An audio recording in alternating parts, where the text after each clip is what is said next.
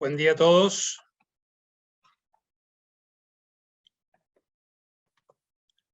Sergio, bienvenido. Gracias, Roberto, ¿cómo estás? Hola, Roberto. Hola, Cynthia, bienvenida. Alec. Hola a todos. Alec, bienvenido, ¿cómo estás? Muy bien, gracias. Buenos días a nuestra apreciada audiencia de IADEM. Vamos a dar comienzo al último panel de este Congreso Internacional segundo de IADEM. La verdad que ha sido un privilegio poder llevarlo a cabo, aun cuando sea el segundo año que tenemos que hacerlo de manera virtual. La verdad es que les agradecemos además a todos por habernos acompañado sin aflojar a la fatiga después de 2 días de trabajo intenso. Así que sin mucho más protocolo, quiero decirles que nos acompañan en la mañana de hoy y para el cierre de este panel 3 socios de estudios de Nueva York, más que muy prestigiosos, con mucha experiencia en financiamiento de proyectos mineros, particularmente en la región. Más allá de la práctica internacional de ellos en el resto del mundo, el foco en América Latina en particular me parece que es un privilegio para todos nosotros a no desaprovechar. Me voy a tomar la libertad, como está anunciado, de manejar este panel en inglés y en castellano en función de las circunstancias. Y si bien los 3, Sergio Galvis, Cynthia Urda, Kassis, Alec Borisoff, son conocidos para muchos de nosotros, muy conocidos para muchos de nosotros, voy a cumplir con el protocolo de leer un poco una introducción para beneficio de aquellos que han tenido menos exposición a nuestros queridos panelistas, un pequeño bio de los mismos. Me voy a atrever a leerlo y lo voy a hacer en inglés, que es como los tengo registrados en este momento. Luego de esta breve introducción, vamos a empezar a trabajar con 3 temas centrales, que son riesgo, partes y garantías para nuestro esquema. Señores, arrancamos hoy con la presencia entonces de Sergio Galvis, Cynthia Urda, Kassis y Alec, y me permito comentarles que Sergio Galvis heads the Sullivan Cromwell's Latin American practice and a member of the Sullivan Cromwell's Management Committee, firm from which he is a partner since 1991. Sergio has worked with clients across more than 25 countries in Asia, Europe, and the Americas, mostly in M&A, project financing, capital markets, sovereign financing, workouts, restructuring, corporate governance, crisis management, investigations, and disputes.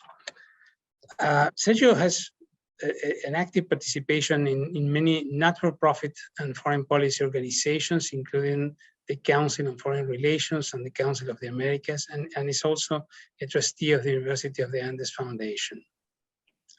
Me gustaría destacar que las actividades recientes de Sergio Galvis incluyen haber trabajado para Sumitomo Metal Company and Sumitomo Corporation in the up to $2.2 billion pending sale of their collective 45 interest in Cierre Copper in Chile to South 32 Australia, for Antofagasta PLC in the issuance of inaugural Rule 144A and Reg S offering of 500 million senior unsecured notes for Compañía Minera Antamina in Peru in its 1 billion syndicated term loan facility, which will be used for general corporate purposes, and for Minera Los Penambres in Chile in the 1.3 billion of unsecured commercial bank and export credit agency term loans related to the expansion of the Los Pelambres.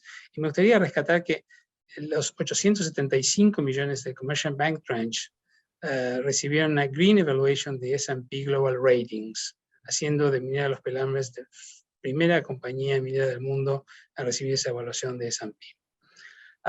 Let's move to Cynthia. Cynthia is a partner of Sherman Sterling and is heading the Mining and Metals Group. She represents sponsors, borrowers, lenders, alternative financiers, and project transactions worldwide with an extensive experience in mining and infrastructure industry. She's consistently ranked a leading project finance lawyer by the top publications in the world, and Who's Who named her Project Finance Lawyer of the Year 3 times, and also named her among the most highly regarded individuals in the world in project finance and mining. His recent works include Nevada Copper and its Pumping Hollow Copper project, which has been deemed the North American Mining Deal of the Year 2020 by IJ Global, and for Orion and Blackstone on Landing Gold's Fruta del Norte project in Ecuador, considered the Latin American Mining and Metals Deal of the Year for 2017 and 18 for IG Global too. And Alec Borisoff, who is a partner of Milbank Tweed, not also is heading the practice of project finance worldwide and global mining. He's worth mentioning that he's been heading since 2012 and 2017 the firm's Tokyo office. He has more than 20 years of experience acting in project financing, with a particular expertise acting for sponsors, lenders in the mining sector throughout the Americas and the world, including having led teams advising on project financings in Fruta del Norte Gold, Quebrada Blanca 2 Copper, Mina Justa Copper, Pumping Hollow Nevada Copper Project, Tasiast Gold, Araguaia Nickel, Cobre Panama, Antucoya Copper, Esperanza Copper, Puffin Land, Mary River Iron Ore, Sierra Gorda Copper, etc. It's a vast experience, the one he has, really. I would like to mention too that among other type of financing is where to underline Alec participation in projects of other type of corporate finance, royalty, stream, and alternative financings for the sector. These projects have involved a range wide of major mining companies of all kinds, and recent transactions have been involved the negotiation and structuring of intercreditor arrangements with stream providers, royalty holders, and other class of creditors. Alec has been also deemed as a leading project finance lawyer by almost all of the rankings held by publications in the world, and for multiple years has been one in Chambers USA for his work in the mine and agency finance space. So welcome aboard, Cynthia, Sergio, Alec, to all of you. Let's talk about risks first. Certainly, we know that Argentina is passing among several complicated circumstances, particularly it's passing through a situation of severe capital flow and FX restrictions, high inflation, and we may say that the rule of law is yet to be privileged in the country. But going to the specifics and the risks that this imposes to our clients and to the mining companies, what the General Counsel of a mining company operating in Argentina could do, in your view, to have a bankable mining project within the next years, and how tackle the existing risks to make possible the project finance or even a mixed type of financing structure. Would you like, Cynthia, to drive us through your thoughts on these subjects first? Certainly, Roberto, happy to. And first of all, thank you very much for inviting me to be part of this panel. I'm looking forward to it and looking forward to learning a lot from you, from the other panelists, and from the audience generally. Regarding your question, which I think is a good question, and I think it how you approach the question is very much the same, whether you're looking at doing a traditional project financing or you're looking at tapping multiple sources of funding and multiple different structures, whether it's agency, bank, streamers, royalty financiers, commodity traders, different kinds of funds, all kinds of sources that are currently being used in the sector to provide financing for the development of projects. So I guess if I were sitting in the shoes of a general counsel or a counsel for a mining company looking at developing a project in the near to medium term in Argentina right now, one way you could approach this question of how to prepare the company to how to make their project a bankable project for any or all of these sources. And I think one way to do it is to put into two groups the requirements of bankability. There are those requirements which the company has some control over, maybe complete control, maybe a lot of control, and there are others which they have limited or no control over. Both groups of requirements are important and will need to be addressed in order to have a bankable project. But because, by their nature, what you can do and what counsel to the company can do to ready the project to address these requirements is obviously quite different. And it would be unfortunate if the stars aligned and so the things that are outside the company's control suddenly opened a window to financing to find out that things that were under the company's control and in which you had theoretically time to address hadn't been addressed. So I would focus first on those things that one can have some control over. And although obviously there are slight differences based on the particular project, the characteristics of the project, what mineral is it? What is the nature of the sponsor group? Is it a major mining company or a junior mining company?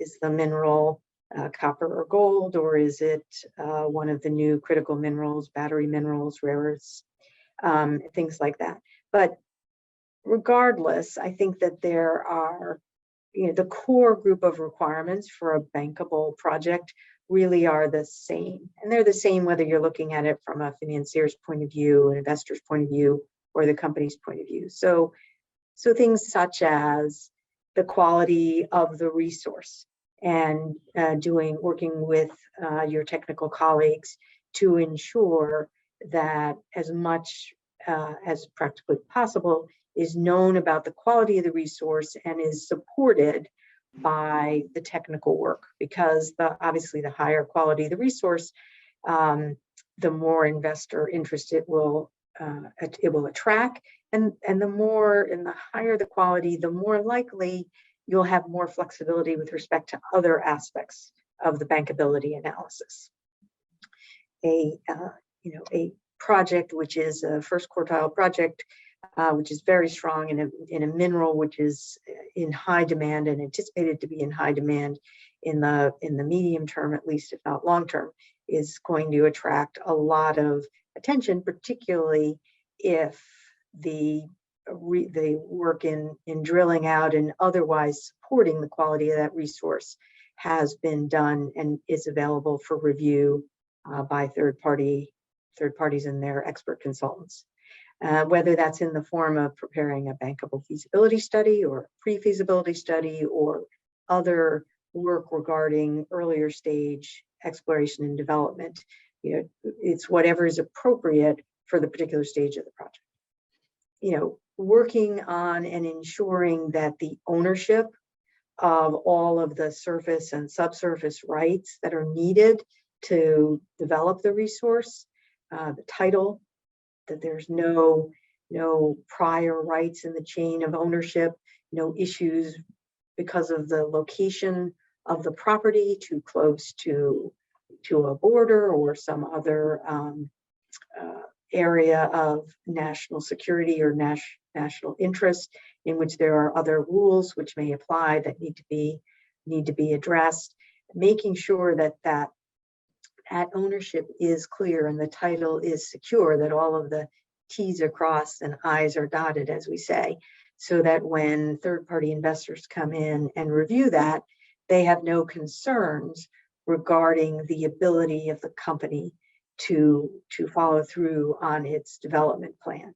And that includes the rights to the underground resource itself, but also the necessary surface rights, and both for the actual mining aspects of the project, as well as rights of way that may be needed for transmission lines or for transport pipelines or other forms of transport to move the product from the mine site to wherever it may be going, to a port or to a rail line or some other transportation hub. Another area, another fundamental sort of building block of a bankable project would be the social license and community relations, making sure that there are strong and positive relationships with the stakeholders, the local and also regional and national level stakeholders is very important. We've seen in a number of projects both the positive and negative results if that part of the project arrangements are not focused on from the very beginning and not addressed. In some cases, it can take years to remediate. In others, it's very difficult to remediate because once the opportunity to do the consultations or take other actions are missed, it is very difficult to rewind the clock. Particularly these days, the green credentials of the project will be very important. It will both be a gating item for some investors on whether they're willing to invest. It will open up the availability of forms of finance which may otherwise not be available. By green credentials, it's a question of, what is the power source for the project? Is it renewable energy versus fossil fuel? What are the water needs of the project and where is the water coming from? Is the water from the aquifer and also being shared with local farmers, or is it through desal, or how? Probably not desal in Argentina, but where is the water source coming from? What are the emissions like? That is a aspect of the project. Environmental has always been important in the mining sector, but it's particularly important these days, and particularly important both because of how traditional and lenders and financiers are in the sector are looking at it, but also these new sources of financing. And then depending on the mineral, if it's particularly one of the newer critical minerals, you may need to really address the offtake arrangements to address sort of cash flow and revenue aspects of the project. I mean, those are just a handful. I mean, there are probably a dozen or so with these fundamental building blocks, which are important to really line up and create the best record one can to present to potential investors. On the other bucket of those that are outside of the control, which have to do with government policy, obviously can be addressed by lobbying the government and seeking regulatory and other changes. But frankly, some of those regulations can be helpful to put in place immediately, but others, they need a period of time to mature for outside investors to feel comfortable that those are there to stay. So a lot of times for that other bucket, what you really need to focus on are mitigants, whether it's bringing in certain investors who are viewed as sort of political risk mitigation agencies such as IFC or export credit agencies, investors that are a strong group of local investors perhaps, but investors who can address some of those macro aspects of having a bankable project. But why don't I will stop talking now and turn it over to one of the other panelists to Thank you very much, Cynthia. Sergio, would you like to take the lead and let us know your thoughts how we can help the General Counsel of a local mining company? Yeah, I think Cynthia has done an excellent job of outlining the kind of preparatory work that companies can do and projects can do for the moment when they can try to attempt a project financing. And her point is an excellent point, which is you don't know when the opportunity is going to arise.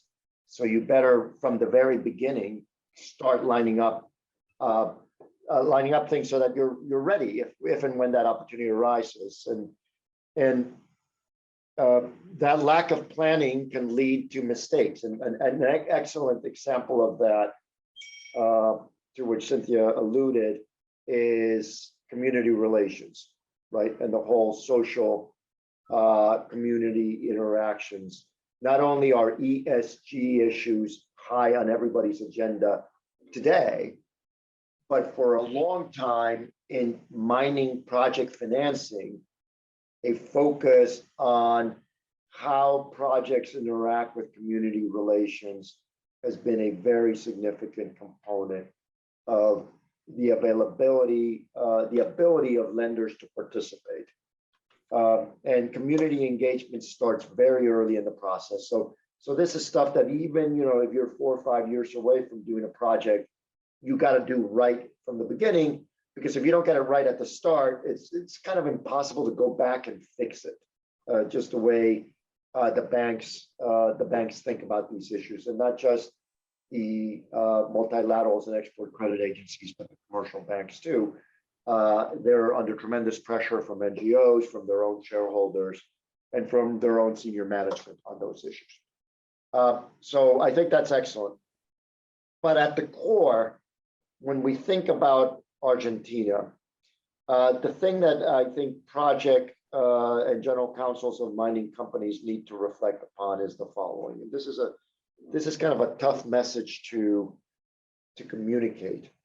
But the good news is that mining resources are not portable. So, you work with the environment in which the project is located, and you adapt your financing plan and development strategy to be realistic about the objectives. So, for example, when we do a lot, as you noted, we do a lot of project side advising, and often we will start working with a mining company and its project as many as 3 or 4 years before they're really ready to go to the market. So we do that kind of good hygiene of preparation from the very beginning. And one of the things that we immediately focus on at the very start, and it's something that we had the opportunity to do with you, Roberto, and your team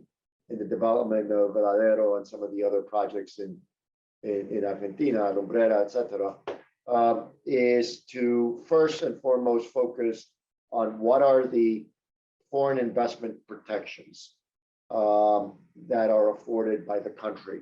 Protections both for investors, if you're bringing joint venture partners and the like, as well as protections for the lenders.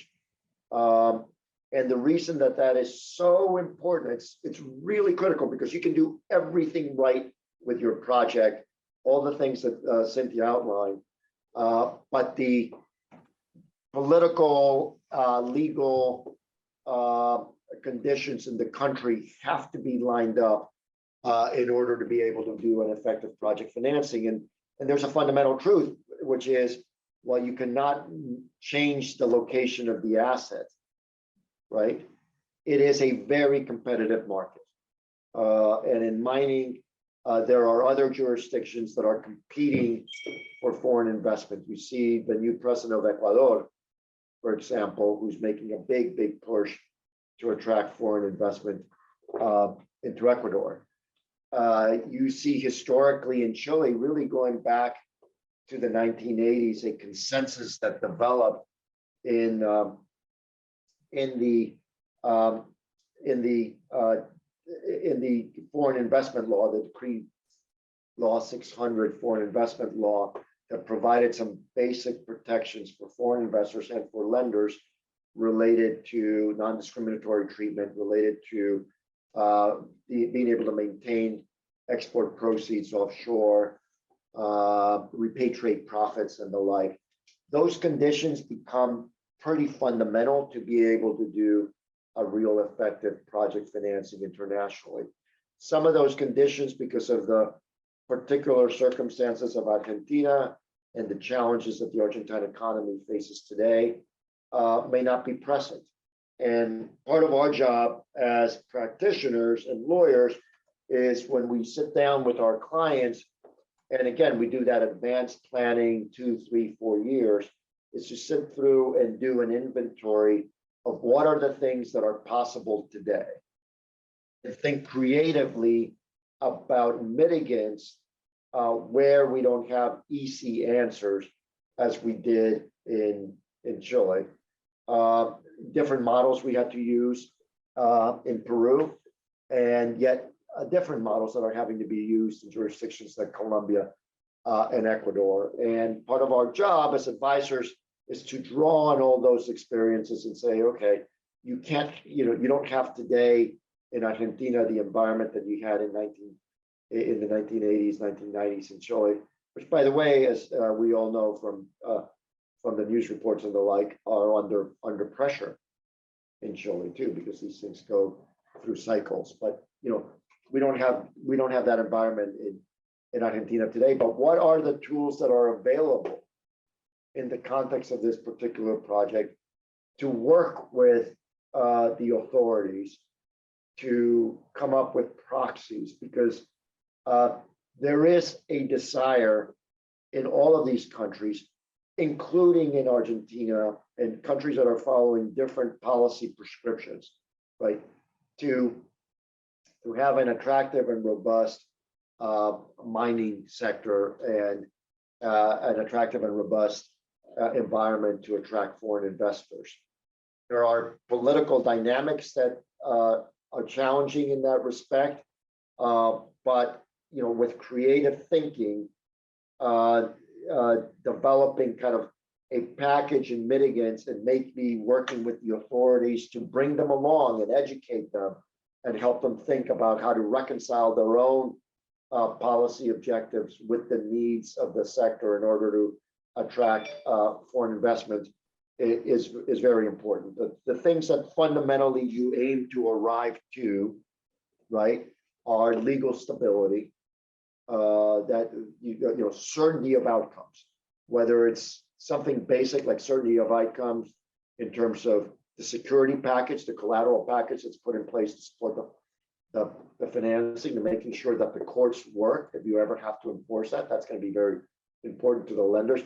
From our perspective, when we're representing projects, right, working with the lenders and their counsel, often with Alec or Cynthia on the other side of the table when they're representing, in those situations when they're representing lenders, to come up with a strong, reliable security package as possible, and developing the comfort that it will be enforceable in the jurisdiction. And and Argentina in particular has functioning courts, so that that piece of it, the kind of the infrastructure of the accounting systems and collateral packages and reliability and enforceability, all of that, interestingly, high comfort level, I think, by people with respect to Argentina.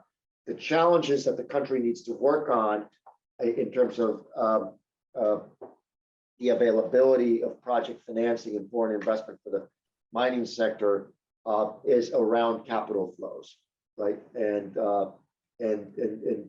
having rules, which we have achieved in other circumstances. As you remember, Roberto, some of the projects we worked on a couple of decades ago, we were able to obtain authorization agreements and stability agreements that had special rules that allowed exporters to maintain proceeds offshore to service senior debt. That kind of stability on permitting, particularly environmental permitting and the like, coupled with a very responsive approach, as Cynthia was outlining, with a very responsive approach to local communities and meeting with environmental compliance requirements are critical. And again, legal stability. So the advice I have for the GCs and corporate development folks in in Argentina, we're thinking about how to prepare to bring a project eventually to the market when the project is ready as a technical and design matter, and feasibility studies have been completed, and you're ready to go to the market. All of the prep work that goes into it is, again, as I said, it's not too early to start, as we often do 2 or 3 or 4 years in advance, to think about how to, given the environment we've dealt with, right? You live in the world the way it is, not the way you wish it were. Given the environment that we're dealt with and the constraints and limitations associated with that, how do we think creatively to work cooperatively with local communities, with provincial government authorities, with central government authorities, to try to put together the most effective package to make bankability possible.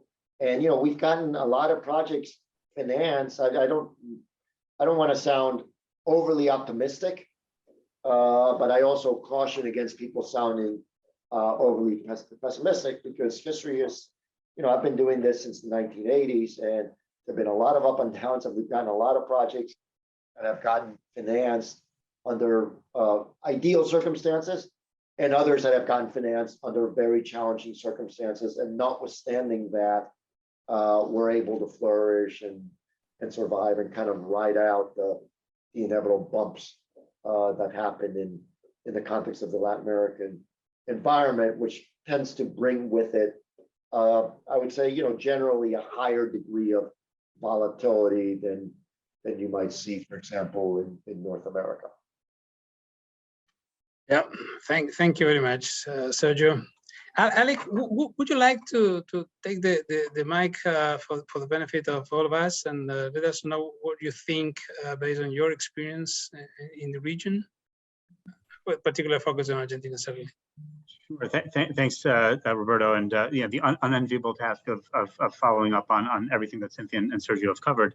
I think the other side of things that I might suggest and focus on is that the finance providers, and what companies need to think about is, the finance providers are not looking for a perfect solution, right? And I think Sergio was alluding to that there's not really an expectation that things are going to be perfect, right? People understand that the jurisdiction that you're in, you've got challenges. Every jurisdiction is different, and as was mentioned before, there are different ways that different countries deal with these things, and I've had discussions with regulatory people in different countries who have said, how is it dealt with in Chile, how is it dealt with in Peru, what are the different things that we should be looking for as regulators?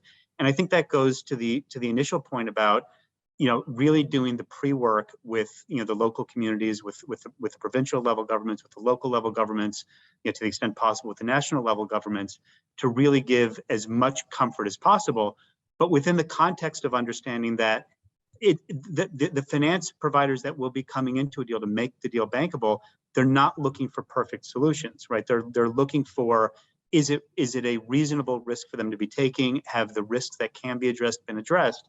And so part of that exercise is, from a company perspective, all the things that Cynthia and Sergio mentioned about, the pre-work, everything from the technical aspects to the accessibility aspects, that's all has to be done anywhere you are. Part of the process then is, can the storyline be put together that the company has built the relationships and built the structures and gotten as much support domestically as it can, number one.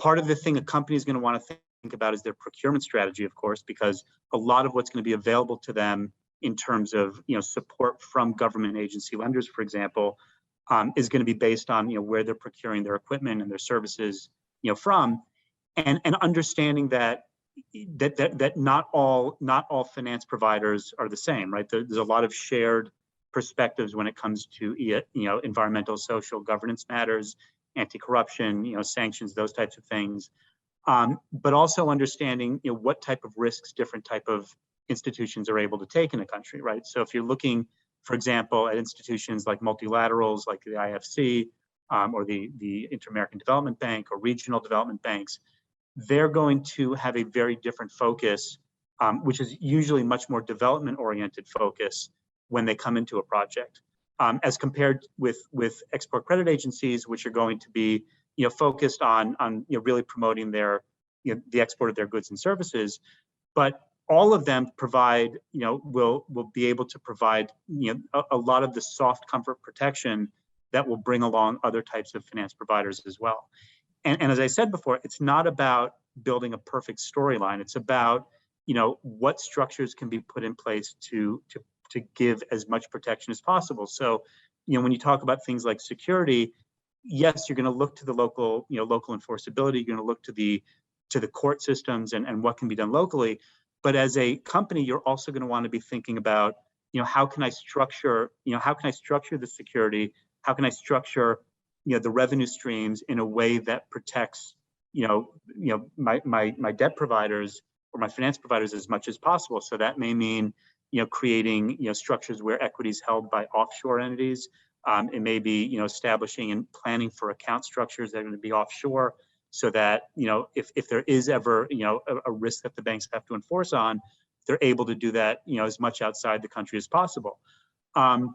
Another thing to think about, again, depending on what country you're in, is with things like offtake strategy, right? Having as much of the production sold offshore as possible, as much of it dollar denominated as possible. Again, these are looking at the different types of risks that any finance provider is going to be looking at, and considering, in a worst case scenario, what steps will they be able to do to protect their investments into the projects. I think lastly, the thing, and Cynthia kind of touched on this, which is the controllable versus the not controllable, right? There are other mitigants that can be put in place, whether through agency provided political risk insurance, whether a commercial market political risk insurance, which can be more expensive, but again can be sort of matched together and mixed and matched in ways that can provide other types of support where there may be gaps in the available funding because of how the structure is put together. But again, the core thing that the banks are going to look at is to say, not that this is perfect, but do we have a reasonable chance to protect our interests if things go bad? One other thing I would probably add to that is the amount of commitment that the project has. And when you look at things like debt equity ratios, like how much are they trying to raise in terms of funding? How much do they need the finance providers? A big part of the storyline for the finance providers is understanding that it's the local companies that have the government relationships, right? It's the local companies who are dealing with the local regulatory agencies, who are dealing with the local communities, who are dealing with the local unions, like anybody who's going to potentially cause issues or headaches in the course of this. And what the finance providers from overseas, what they're really going to want to see is that the companies have as much incentive, if not more, to fix the problems if they're fixable, right? So that when you talk about having skin in the game and having an ability to sort of leverage these relationships, will the companies have enough incentive if things go bad to fix the problems as they need to? And again, when you look at banks from overseas and people that aren't are familiar and work in a lot of jurisdictions but are not going to be as familiar with Argentina, they're going to want to know that the company has the same incentives, the same sort of position to leverage the relationships that they have. If a currency control is put in place, what can the company do to try to get it fixed? What can they try to do if a union is going on strike? Will they have the relationships and the incentive to fix those problems? And that's a really big part of the story, particularly in higher risk jurisdictions, that the banks can come in, Sergio said, have the best package put together possible, have as much protection with assets to the extent possible being kept offshore, but also making sure that the company itself has enough skin and enough at risk to be able to use the relationships that they've built up over many years to fix problems when they're fixable. And that's really a big part of their story as well. Definitely. Really, thank you very much to you, the three of you, about sharing your thoughts in this respect. Something. Yes. Sorry, if you don't mind, I was just going to add one thing, because I think Sure. Agree everything with I think Alec has made some really important points there. And I was going to go back for a second to something Sergio mentioned, which is the Decree Law 600 in Chile, which is credited, I think, with being really fundamental to the success of the build out of the mining industry in Chile from the 80s on. And the one thing I just wanted to make sure people remember, at least the way I think about it, is that, you know, when Decree Law 600 first came in place in the 80s or late 70s, I can't remember exactly. I wasn't there at the very beginning, but you know, it wasn't enough by itself.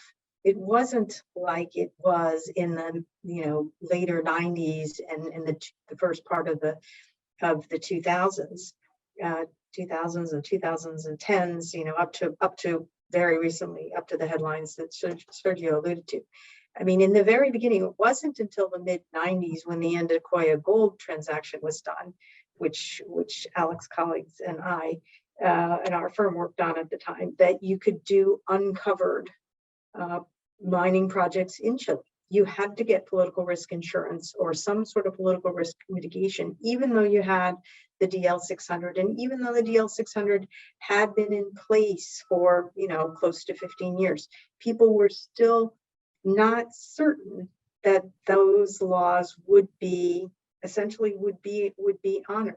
So I think that sort of goes to another point which is made, which is not being too pessimistic or too optimistic, being sort of realistic when looking at financing projects in Argentina at this time.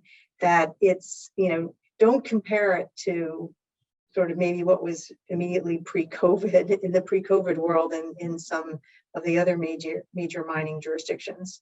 You know, look at it on its own, and remember, you can, as Alex said, if you can build the story to make the different lenders and finance providers comfortable, then you may well be able to put together a package that has all the elements to make a fully financed project. Sure. Thank you for the remarks, Cynthia. Let's focus for a while on the lenders and the perspective that we would like to receive from your experiences. What should bring export credit agencies and multilaterals to participate in the mining project financing in Argentina in a few years to come, let's say? And in addition to that, what should be the conditions that could bring commercial banks to take back in them, as it occurred in the past, as you mentioned, Sergio, and probably you may take the lead and let us know your thoughts in this respect.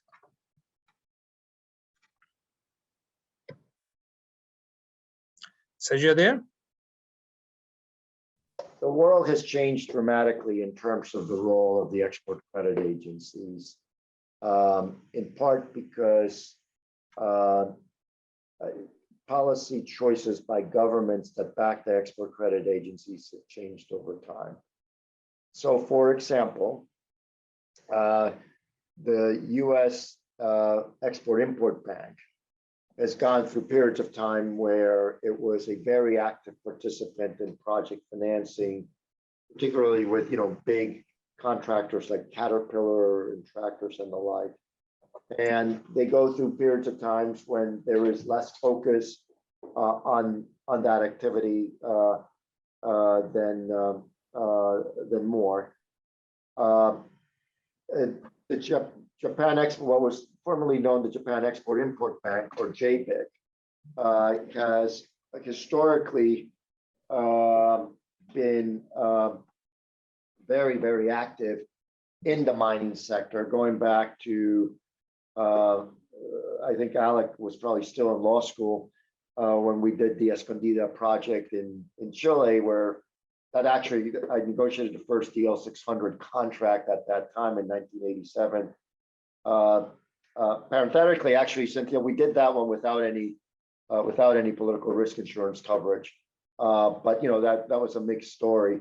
But you know, there they were very, very supportive of the Japanese trading companies in particular, having access to copper resources. And that continues to be the case, but JBIC is not as front and center a participant as it had been in the past. On the other hand, China Development Bank, in supporting the Chinese equity investors, is very much more front and center, and they are somewhat less sensitive to some of the political risk issues than are other export credit agencies. The challenge with China Development Bank is the Chinese SOEs in the mining sector like to take controlling interest as owners of mining projects. And this is an important contrast, Roberto, to the traditional approach that the Japanese trading companies took of having a active but minority position that was accompanied and supported by JBIC Finance, by Japan Export Bank, now called JBIC Financing. So the arena has changed quite a bit. KfW in Germany, which is interested in supporting both German exports of equipment and the like, as well as import of cathode to feed, of concentrate, I should say, to feed, in the case of mining, to copper mining, to feed smelters in Germany and Austria. Export credit agents, Export Development Bank of Canada, EDC, that has been very supportive of the mining industry. And I would say at this point, EDC and KfW are really, they almost work in a way as commercial banks, are super sophisticated and very active in the market, and play a very positive role in analyzing projects and the bankability of projects and bringing comfort, if you will, to the other participants. Then you've got the political risk insurance providers. Cynthia mentioned them, MIGA, the World Bank arm that provides political risk insurance. And realistically, in today's environment in Argentina, you can imagine that the development of projects will require political risk insurance.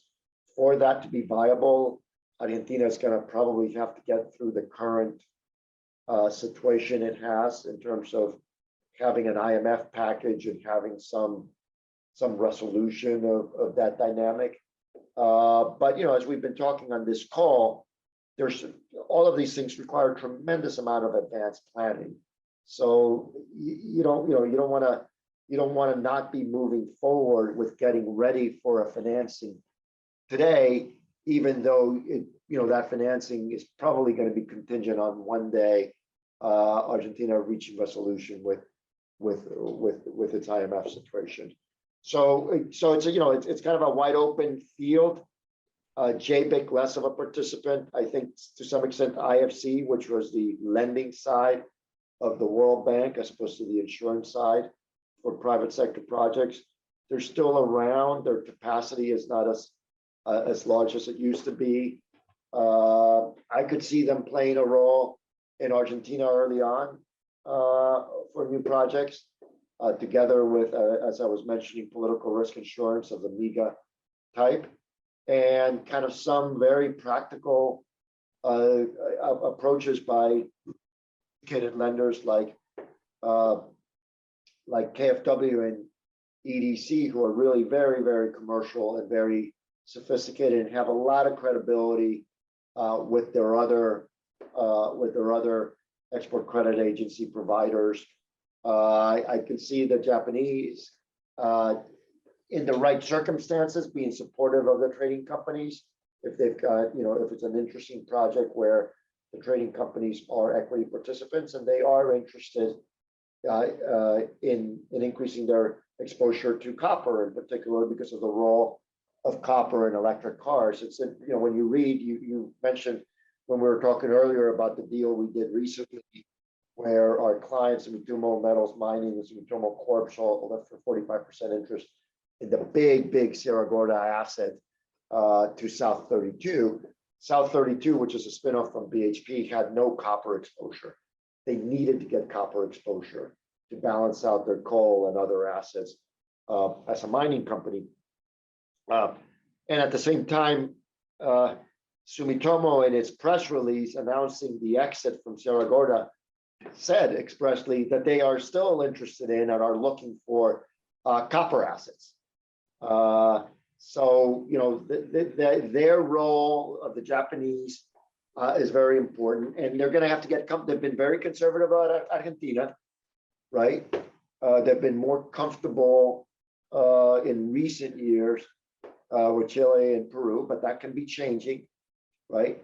But you know, to the extent you see them as players, you could see JBIC there, and then the Japanese commercial banks follow closely if there's JBIC participation. In fact, the original Sierra Gorda project financing that made it viable to develop that mine and eventually led to Sierra Gorda selling it off was a project financing that we did where we represented the project. Alec and his team at Milbank represented the lenders, and that was essentially a Japanese-driven, JBIC-driven project, and JBIC's participation with also some NEXI coverage encouraged strong participation by the Japanese commercial banks. So you can see those scenarios. You're going to see competition from the Chinese, no doubt, and as I said, the Chinese are likely to be somewhat less risk averse in some of the political risk stability issues, but they're still going to have fundamental needs, particularly on assurance. Number one issue, and this is one that Argentina will eventually address. Number one issue is stability with respect to foreign exchange flows, right? The ability to export copper or gold or silver, maintain the export proceeds offshore, to service the debt, have stability around that, which has existed at other times Sure. in Argentina and may exist in the future. It's just the country is going through a policy mix right now that makes that very, very difficult to implement or foresee at the moment. But that's a technical issue more than an ideological issue in my mind. I don't think it has to do with ideology. It has to do with what's technically feasible in terms of what your policy mix is at a given day. But ultimately, you could see them participating, and if the ECAs are there, and initially, if you have to, you can provide some political risk insurance coverage for the commercial banks. But depending again on the policy mix, that may or may not be necessary. There's absolutely no reason why the commercial banks wouldn't be there. There are two fundamental things to remember about mining project financing, particularly green-oriented mining projects. You mentioned when you were reading out the bios that we did the Palambres financing and got the S&P green rating. Copper, properly done, is something that lenders who have challenges today lending into fossil fuel projects don't have a problem with, right? As long as you cover all the bases that Cynthia rightly pointed out at the start of her presentation in terms of community engagement and the like.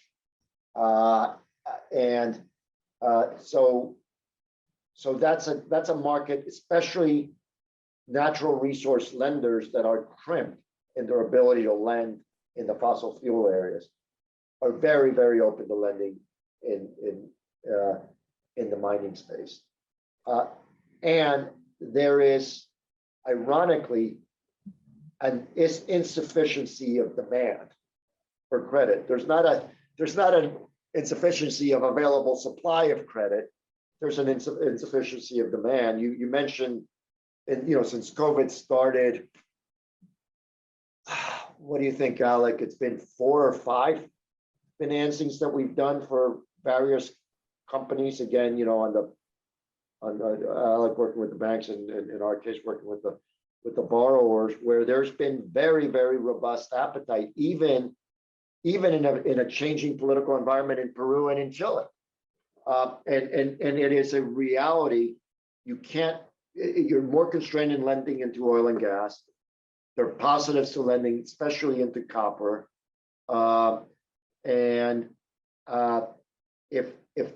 If things break the right way in terms of the evolution of the economic circumstance in Argentina, and you've got the right projects and you do all the prep work that Cynthia referred to line them up, you can see a scenario where ECAs would be there, political risk insurance coverage if needed.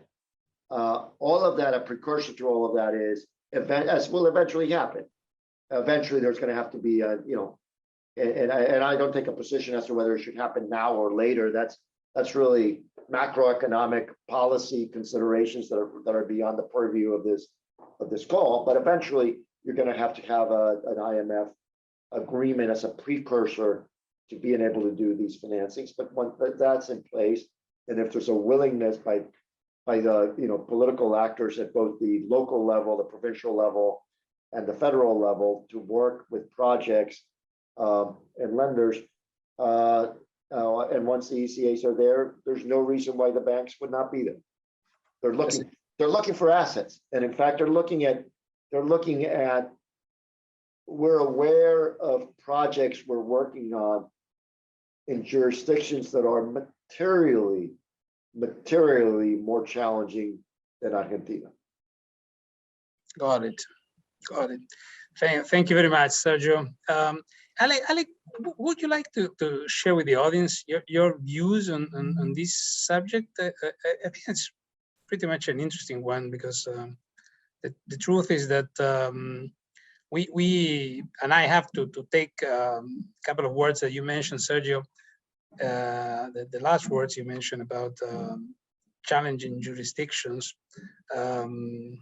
The environment we are living nowadays is rather not very optimistic. It's rather pessimistic. So to have an approach that is more realistic will help to decodify the current scenario. So, Alec, if you could share your views, we will be more than happy.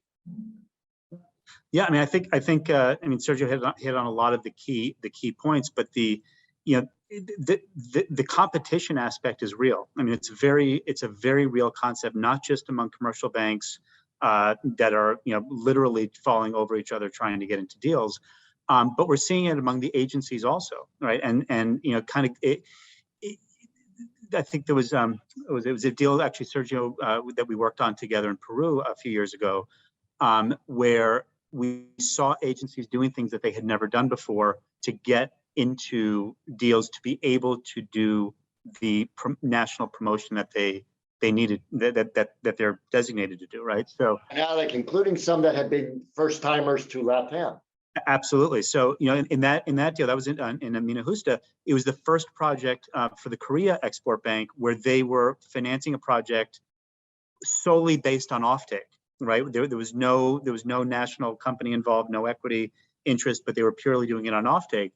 And before they got into that deal, I mean, we'd spoken with them for years about sort of changing their criteria for being able to provide support to projects, because what they were recognizing was that they were being, the Korean interest angle was being edged out of the storyline by very aggressive Chinese banks and government banks, by the Japanese banks who had been very familiar with the agencies, very familiar with the industry and the region.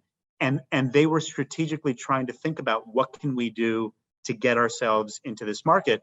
I remember meeting with them, going back to 2013, several years before the project, when they were first starting to think about what can we do to get into these things.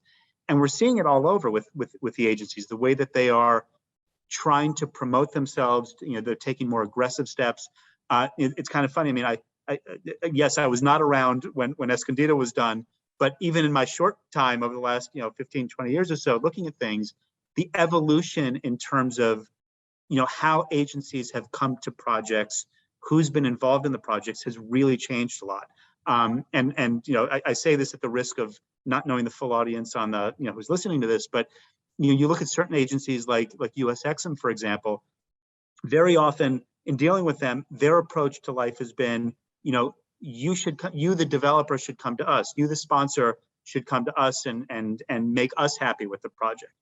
And what we're seeing is a bit of a competitive disadvantage when we talk to sponsors, when we talk to different companies that are putting together their procurement programs, when they're figuring out who to bring into the projects, that, you know, the subtle conversations are, well, number one, we want to work with agencies that, you know, can, you know, that are eligible to provide the support for the type of, you know, investments or offtakes or production, whatever it is we're doing. But we also want to work with agencies that are going to be cooperative partners in this process, right? And so, you know, what I've seen, and we, you know, we've certainly seen over the last few years that the more recent cycle of deals is a much larger group of banks and ECAs in particular that have been involved in those deals, number one, and that have been involved in those deals and willing to do deals together with other agencies that historically they may not have wanted to do, right? So there was another deal we did with Sergio's firm a few years ago in Chile, which had eight different ECAs involved, interestingly from China, from Japan, from Korea, as well as from Europe and North America. And, you know, when you think back to what agency involvement used to be, you know, where it was a very, you know, there used to be a very focused political risk aspect to it. There was also a much more limited universe of agencies that understood the industry well enough. We're seeing agencies coming now that have really zero experience in the sector and are willing to learn on the job, right? And sort of be brought along by others, by, you know, looking at commercial banks, looking at other ECAs or multilaterals that can give them the justification that, you know, there's enough experience in the deal to do it. And in fact, I'm seeing this on a deal right now, an issue I've never seen before in this sector, where an agency is trying to keep the commercial banks in the deal for the long term because they're worried about losing their expertise on the deal. So it's an interesting dynamic, and I mention all that because in Argentina's case, the perspective has to be to really maximize what's out there. And like Sergio said, it's not a lack of credit that's out there. It's an intelligent piecing together of a package of lenders and a package of support that is going to be necessary in the case of Argentina, particularly since it's really been 12, 15 years since the last big major financings in the sector. And we've seen a few agencies trying to get comfortable. I think a few years ago, Nexi, which is one of the Japanese ECAs, had supported, you know, some lithium investments in Argentina. We've seen KfW and other sectors coming in. We've seen multilaterals doing deals there. But it's really going to take sort of I think, you know, as Sergio said, once the IMF issues are kind of resolved, a very strategic piecing together of where the support comes from and putting a storyline together which is broad enough so that if things don't go well, there's enough external interest and outside governments that can apply the soft pressure. It may not be political risk insurance, but it may be other ways that they can influence to try to, you know, protect, you know, both the sponsors' equity in the project as well as the lenders', you know, interest in the project. And, you know, as I've said, watching how the agency markets have evolved and the competitiveness that they've had and their willingness to absorb new risks, you know, I think going back to one of the earlier points about the DL 600 and what that meant in the early, you know, in the early stages.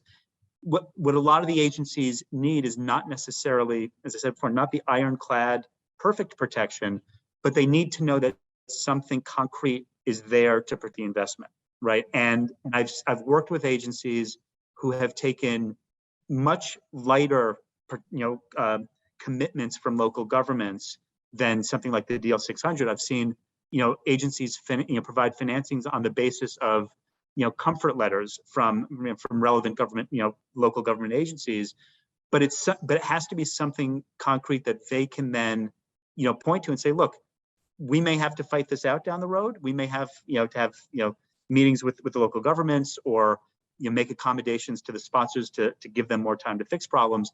But at least we have something concrete. And in the case of Argentina, having something that really does, address, foreign exchange control issues, tax stabilization, equal treatment with local companies and interest holders.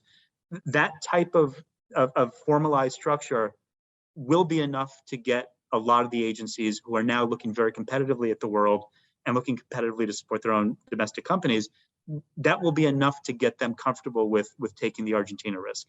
It's really going to be a question of having the strategic foresight to bring enough different players in a way that can be, provide meaningful, support, which then will bring the commercial banks, into the process. And frankly, if there are agencies there also, providing support, it's going to be enough to attract other types of, alternative finance providers as well. It's not just going to be, the debt markets, but others, that may be interested in different types of investments like streams or royalties to sort of round out funding packages. Sure, that's very interesting. Thank you very much, Alec. Cynthia, would you like to share your views with the audience on this matter? Sure. And as Alex said with the first question, it's an unenviable position to be in, to follow on Sergio and Alec after they've covered really most of the ground. But I agree 100% with what both made regarding the competitive landscape right now, regardless of the challenges that the particular jurisdiction that you're looking at, whether it's Argentina or another jurisdiction, which has equal or greater challenges, frankly, that the situation we're in now with all this proliferation of potential providers of funding, and I wouldn't say financing because it's not necessarily in the form of debt. As Alex said, it could be stream, it could be a royalty, it could be equity, it could be hybrid, it could be take any number of forms. But the buckets of funding available for mining projects is, I think, much greater than it's been in a long time. And I think that adds to the competitiveness among the ECAs, the competitiveness of certain of the agencies in seeing a role in terms of decarbonization and the greening of the industry. There's I think a lot of macroeconomic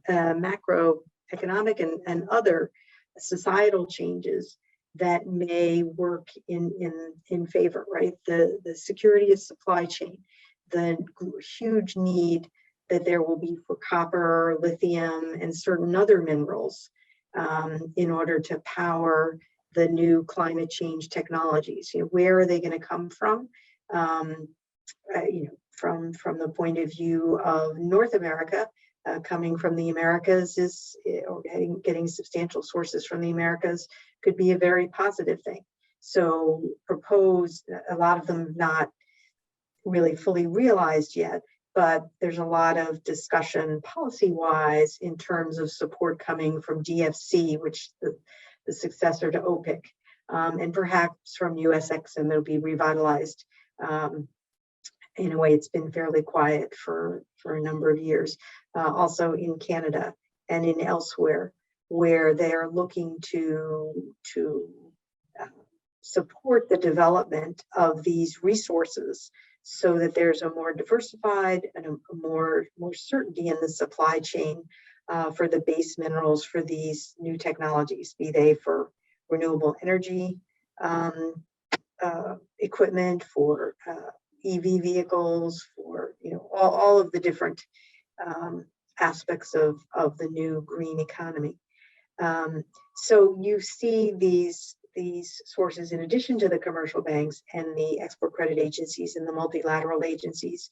You see the private equity funds and hedge funds who are entering in the space and who, as Alec referred to earlier, they have very different risk profiles. Some of them are a much more patient risk profile. So they're streamers, royalty financiers.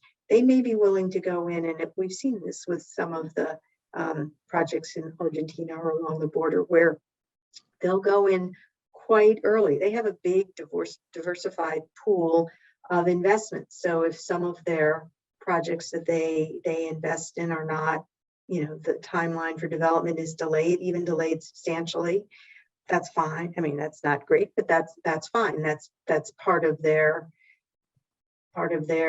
business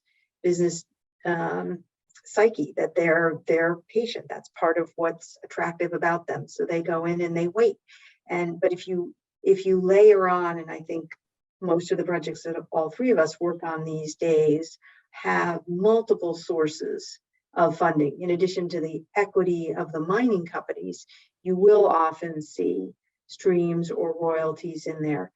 You will see maybe joint venture investments by the Japanese or the Koreans or the Chinese or others. You may see strategic investors from industry who are looking to make sure that there's a story. They'll do that again in exchange for some sort of offtake or other arrangement. You'll see, other kinds of almost venture capital type of funding that are available in addition to green funding, and commodity trading firms who have a high level of tolerance in a lot of cases if there's a commodity that they have a strong interest in. And it's in a jurisdiction where they will target and they will develop, their expertise in that jurisdiction with respect to that mineral. And they'll put in substantial amounts of money, not just sort of short-term working capital, which is what we usually think of them, but they'll put in development capital and longer-term development capital. So I think that growth in the breadth of sources of financings and structures have all worked to the benefit of layering it on. It reduces the risk of any one form of capital, right, of funding, spreads it out more and makes it more acceptable for them to come in. It reduces, because some of these forms of financing are less sensitive to political and other risks, it sort of reduces down the need for the political risk mitigation and cover to a level which is manageable in the market. So I think all these developments are very positive, along with, to the extent that you see developments, evolutions politically in places like Chile and Peru. It's kind of interesting how it may to a little extent, balance out the places where people thought that there was, view the stability in one way as compared to Argentina, or maybe saying, well, things are moving a little bit closer together, not entirely, but there's a little bit of balancing out of the playing field. Yeah, and I think, Roberto, I apologize that unfortunately I'm going to have to hop off. I know you've got 15 minutes more to go, but it's a tremendous privilege and an honor for me to share the stage with such a great group of colleagues. We all have had the opportunity to work together over many years, and also to participate with the program and such a great audience, participants that you put together. So I very much appreciate your invitation. I apologize for having to hop off, but look forward to our next conversation.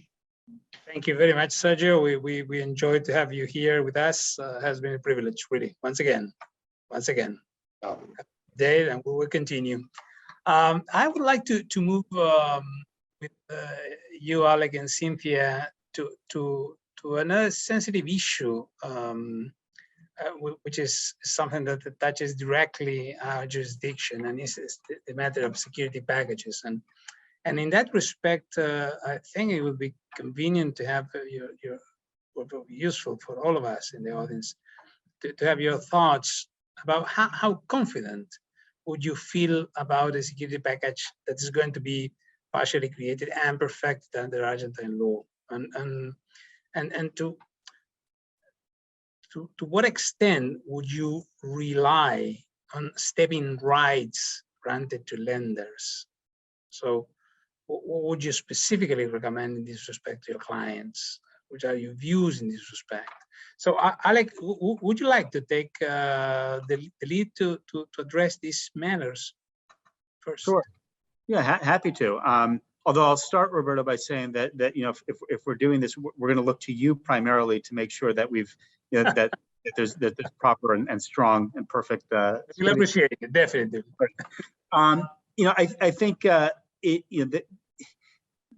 it's obviously a key piece of any financing puzzle, right? To make sure that the security is going to be adequate, that it's going to be robust enough, that it's going to cover all the appropriate assets of the developer to support the financing process.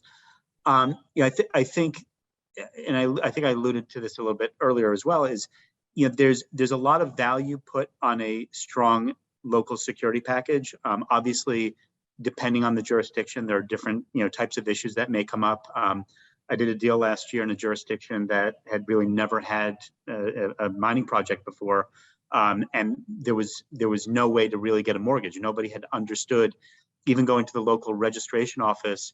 The registrar was confused and didn't know how to register the document and the mortgage to perfect the security interest. But in that case, what we did was we had a workaround, and we had other types of security that was made available. Most importantly, though, we had offshore security, right? And so, you know, a lot of the value that investors or finance providers are going to put into the security package is how robust is it, number one, how efficiently can it be enforced on, and how quickly can it be enforced on if necessary. You know, in the case of Argentina, obviously there is a working court system. So, you know, the concept of having the right to foreclose on local assets is a very real right, and, you know, certainly taking a foreign law judgment on a accelerated debt and taking it into Argentine courts to have it enforced on, you know, certainly something that's possible. But, you know, what lenders are going to look for, and it's not just a question of Argentina, but any jurisdiction, regardless of how sophisticated it is the lenders are going to look for as much variability in their security package as possible, right? To basically say, if things go wrong, if this project goes into distress, if we're in a catastrophic environment, you know, I as a lender or finance provider is going to want every option available to me at that time to make the security whole. And very often, again, depending on the specifics of the project, depending on the specifics of, you know, how the technology has worked, or the market has worked, or the local government has worked, there may be more value in having a, you know, fully operating project and ongoing concern that can be foreclosed on if necessary, rather than, you know, piecemeal enforcement on local security interests. So, you know, the way we kind of look at it is kind of a building up structure, right? You've got the security interest on the assets on the ground. You've got the mortgages. You've got the personal property pledges, prendas, whatever it may be in country. You may have equity pledges in the country, and then, you know, ideally you're going to have equity pledges offshore, where, you know, in the most urgent situation, you know, a finance provider can come in, and, you know, for example, if it's a Delaware LLC or you know, some other jurisdiction in BVI that may, or Holland that may have the equity, that you can quickly and efficiently foreclose on that equity interest, and that's a key part of the storyline. Now, that being said, there are obviously concerns that you know, finance providers will have to make sure that, you know, if it proves to be a more effective way to enforce locally on security, that the mechanisms to do that are as robust as possible. In some jurisdictions, it may involve setting up trusts, you know, that can be taken over locally. It may be having other types of rights vis-a-vis the security itself, where it can almost be self-executing if necessary to avoid judicial processes, you know, in country. But at the end of the day, you know, what I don't think we would say that international finance providers are going to make or break a deal solely on the strength of the step-in rights locally on the security. It's part of a full package, just like, you know, when we talk about project financing generally, it's no piece may be perfect, but it's a full package that you're looking at. And the important part of the package is knowing that, you know, the local security is as strong and robust as it can be, but that where needed and where appropriate, there are other forms of security or collateral available, possibly even other forms of credit support if that other type of security is not available. I would say some of the biggest types of issues we come into are in jurisdictions where there are local control requirements, right? So you may not have a very easy way to take over the equity on a project, and may have to rely on some other kind of local enforcement. Again, when you're talking about agencies coming in, there will be different levels of risk that they're willing to take in that regard. But really, it all just comes down to having sort of the full storyline that can allow them to justify taking the risks, and again, relying very heavily on local counsel to make sure that as much as can be done locally has been done to give that option to the banks if it is the best option at the time. Thank you, Alec. Thank you very, very much for your views on this subject. Cynthia, would you like to address to the audience on this matter? I'm sure. I'm not sure there's much I can add to Alec's complete description there. I would say that frankly, in Argentina, if I think about the challenges of project financing, mining project financing, or frankly any other industry, I don't think of the security collateral arrangements as being a major stumbling block. I mean, I think, as Alec pointed out, there's a functioning court system. There's well-developed law in the area, and obviously agree 100% that the offshore arrangements layered on top of the internal domestic Argentine arrangements are important. I guess the only thing maybe that I would add is in the new environment we're in which you are layering on multiple sources of funding in order to complete the full financing plan, and oftentimes these more often than not, actually, although not always, you're putting in place different layers of funding at different points in time. So you may put in a stream or royalty financing, well in advance of putting in place a strategic investment that's a combination of subordinated debt, mezzanine debt, and equity, which is, well in advance of putting in place a commercial bank / agency / ECA kind of financing. So as Alec knows, in the Fruta del Norte project in Ecuador that we did together a couple of years ago, the stream royalty financing went in place, and it was a year later, I think, if I remember correctly, that the agency bank financing actually went in place. And it was actually almost a year after that there was further cost overrun and other financing that went in place. And so, keeping in mind, I honestly, I have not looked at this in the context of Argentina, which is looking, most of those forms of financing are going to be expecting, full asset pledges. Collateral package that consists of all the assets and oftentimes also the equity of the project companies and maybe some intervening holding companies. And so setting that arrangement up both to allow the future layers to come in the most efficient, way and in a way that doesn't cause the original investors to have to, especially if they are going to be subordinated to the future investors, doesn't require them to sort of give up priority that they may have against third-party creditors that may exist, and hopefully done in a way where you don't have to do all kinds of refilings, incur all kinds of new fees to the extent the fees are not de minimis, but thinking ahead that you're going to have to put these layers in place and thinking about how to do that in a manner that's the best way to do it. That's the most efficient, assuming the law doesn't change. And that was something in Fruta that was done, which was when the original collateral package was put in place for the streamers and the prepaid gold financiers. It was assumed that we were going to have one or more additional layers, which may well be either pari or senior. So how do we achieve that in a way that makes the future lenders comfortable and also does not cause any issues for the, the initial lenders. I see. Thank you very much. I have a couple of questions to raise to you, but we are running really out of time. So I think that we are going to close our panel here. Let me thank you, Alec, Cynthia, Sergio, even he's not present now, and he's missing the thank you. Let me thank you very much for your time, for generosity, for your sharing with us your thoughts.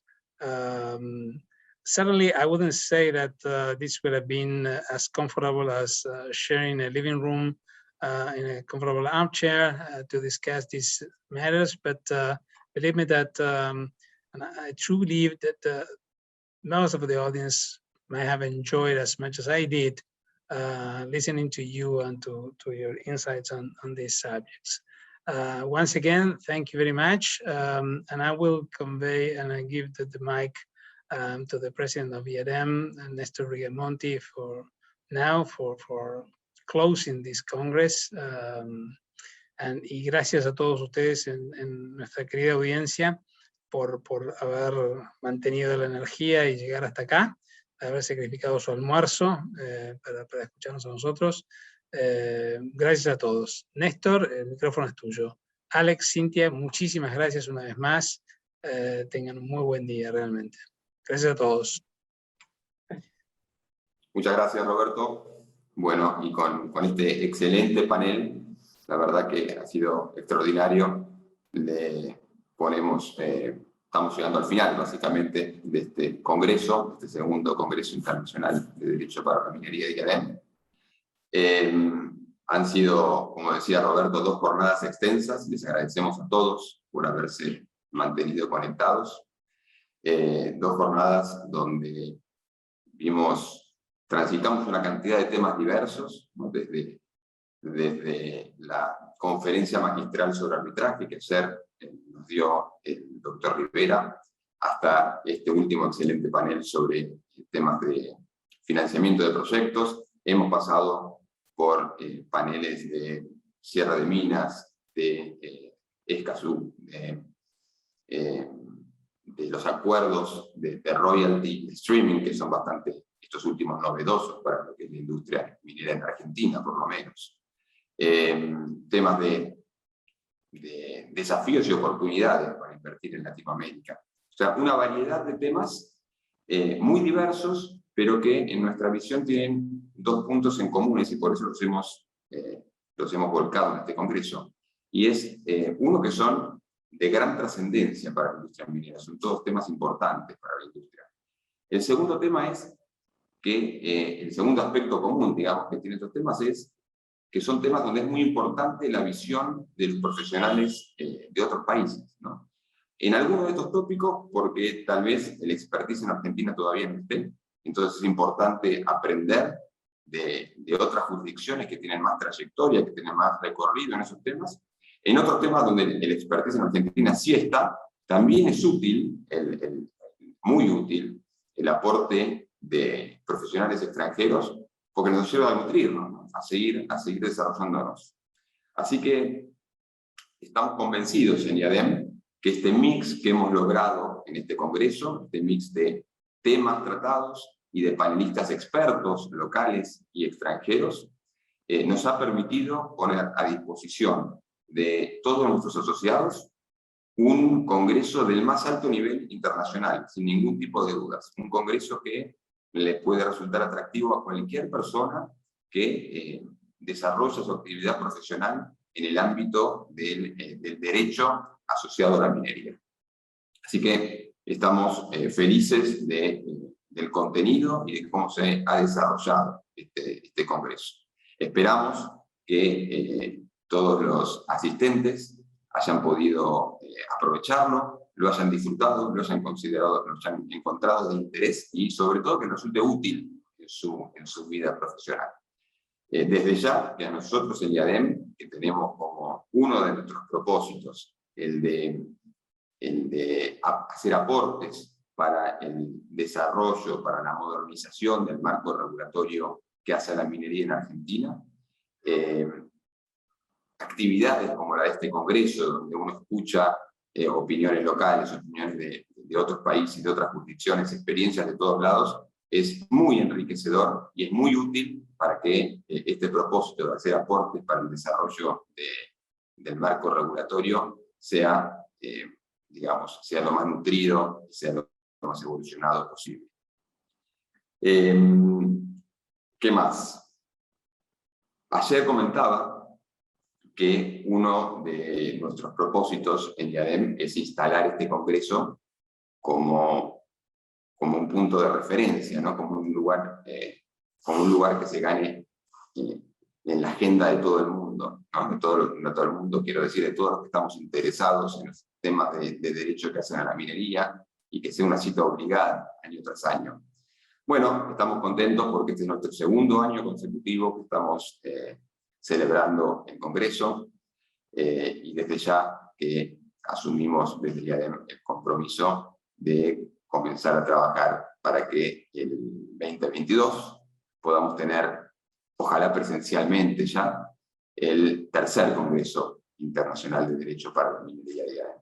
Para eso trabajaremos, reitero, Dios quiera pueda ser ya un congreso presencial y todos podamos encontrarnos nuevamente. Bueno, por último, corresponde agradecer a mucha gente, por empezar a los panelistas. Ha sido un verdadero placer contar con el aporte de todos ustedes. Ustedes han hecho posible este congreso, así que les agradecemos mucho por su participación. Agradecer también a los miembros de IADEM que han colaborado en la organización y en llevar adelante este congreso. Agradecer a nuestros sponsors. Siempre decimos, sin ellos IADEM no sería posible. IADEM es una entidad sin fines de lucro que no tiene ingresos y necesita del apoyo de los sponsors para poder subsistir. Así que muchísimas gracias por estar siempre presentes. También, en este caso, un especial agradecimiento a Roberto, Fortunati y el estudio Beccar Varela, que nos han puesto a disposición esta plataforma a través de la cual pudimos llevar adelante y acercarnos a ustedes con este congreso. Bueno, esto es todo lo que tenía para decirles. Simplemente les dejo un saludo, un abrazo a todos y los esperamos el año que viene en el tercer Congreso Internacional de Derecho para la Minería de IADEM. Hasta luego.